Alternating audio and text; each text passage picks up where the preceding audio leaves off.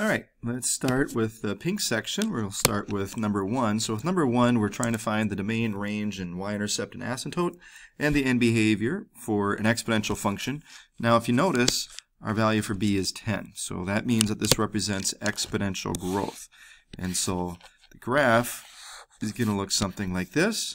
And the fact that a is 5 means that we're going to have a y-intercept where x is 0, y would be 5, and it would be increasing from left to right. So the domain is going to be from negative infinity to infinity. The range, since we're not moving this, we're not translating this at all vertically, so the range would start at 0 and go up to infinity. The y-intercept, like I said, would be the coordinate 0, 5, or we could just say the y-intercept would be at 5. The asymptote, remember the asymptote is the horizontal line that the graph is going to approach. There we go. The graph is going to approach, but it's not actually going to touch that line. So that's going to be the equation y equals 0.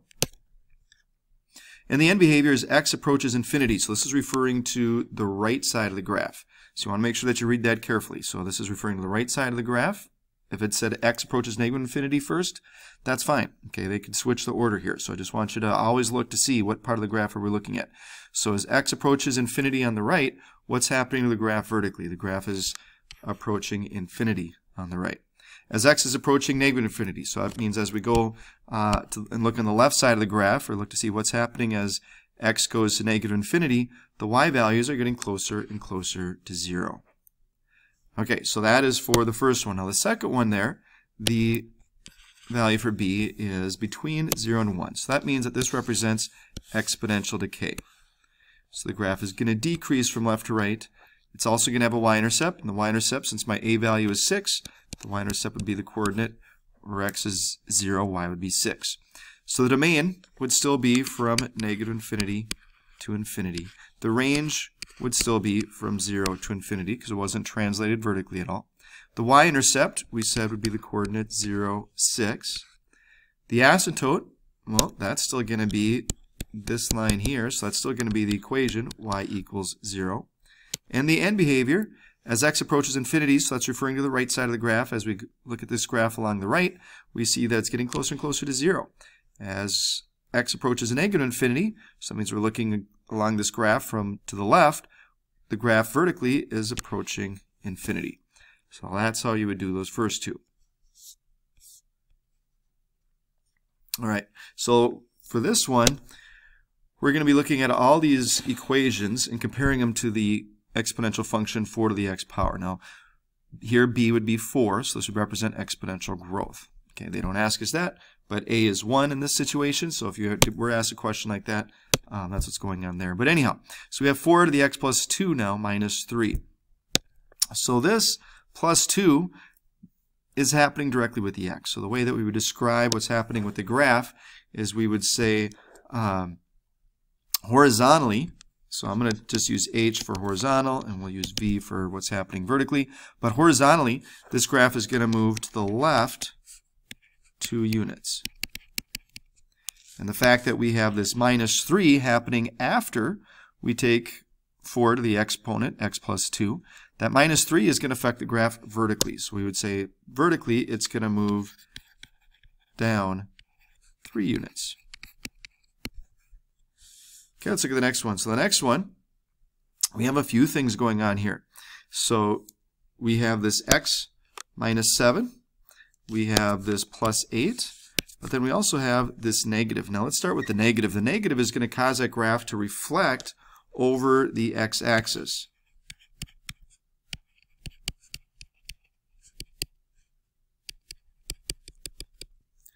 And then horizontally, that x minus 7 means we're going to go to the right 7 units.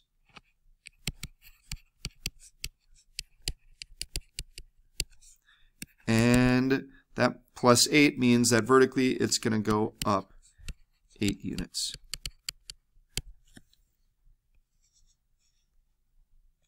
All right, so let's look at number 4. So with number 4, I don't know why my screen does that sometimes. See if it moves it. No. Okay, I'm going to erase that. With number 4, we have 4 to the x plus 1 power plus 5. So no negative this time, but we just have this x plus 1 and then this plus 5. So the way we describe that is we would say horizontally, it's going to move to the left 1 unit, and vertically it's going to move up 5 units. All right, so let's look at the back side. Here it says, for number 5, it says Zach starts with $2,700 in his bank account. His money increases each year by 2.3%. Okay, we're going to come back to that. We want to write an exponential function that represents the amount of money in Zach's account after X years. Now remember what we have to do here. When we have 2.3%, there's one of two ways that you could look at this. That we would have your initial amount, and then we would do 1 plus your rate to the x power, or it could be a times 1 minus x, or 1 minus r to the x power when you're dealing with your percentage. But I also like to think of it as what's actually happening. And so we're increasing by 2.3%.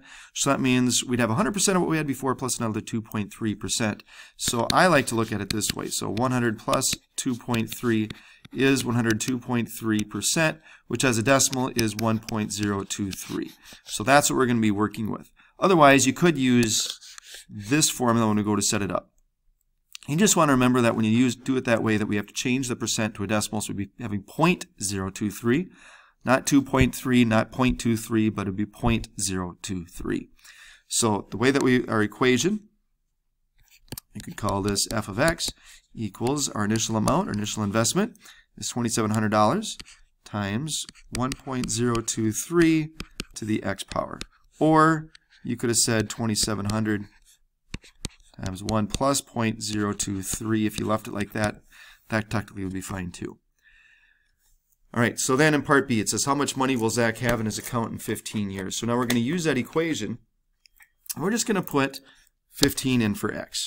I always want to make sure that the label here matches what x represents. So if it said in 6 months, well then we'd have to recognize that 6 months would only be half a year, so we'd use 0.5 there. So I always want to make sure that the units that we're using matches what's in each other in the equations there. All right, so we'll just have 2,700 times 1.023 to the 15th power. When you do that on your calculator, now this is dollars and cents, we're just going to round this to the nearest hundredth. So we have $3,797.50. Always make sure that your answer makes sense in the context of the problem.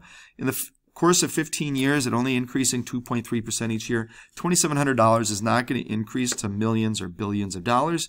So if you do something like that, go back and check your percent, because that's always the situation, that's always the mistake. Because if you use 2.3, that would really represent 230%. So that is where a lot of the mistakes come from. All right, number 6. Maria buys a car for $2,300. The car depreciates in value by 3.7% each year. Right, an exponential function represents the value of the car after X years. So in this situation, depreciation means that you're losing value. So we would have 100% of what the car was worth when she first bought it, but then she's going to be losing 3.7% each year. So when you take 100 minus 3.7, you end up getting 96.3%.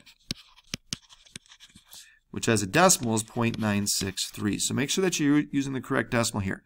So we don't just change that percent to 0.037 and leave it. You want to either subtract it from 100 and then change it to a decimal, or remember the other way would be to take 1 minus, you have your equation set up like this, 1 minus your r to the x power. So you just got to remember that your rate we would change to a decimal, so 0.037. So we would have 1 minus 0.037 here. So the way that we would write our function is we would have our initial amount times our growth factor, which is 0.963 to the x power. Now let's look at the next one. So the next one we're going to use this equation. So it says, how much will Maria's car be worth in 5 years? So we're just going to put 5 in for x.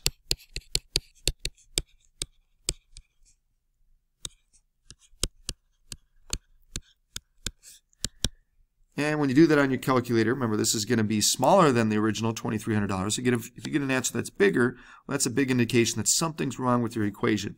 But after 5 years, her car would be worth $19,048.43.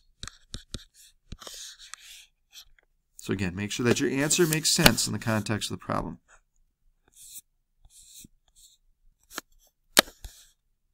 All right, for this one it says population of Germany at the end of 2020 was 83.2 million people.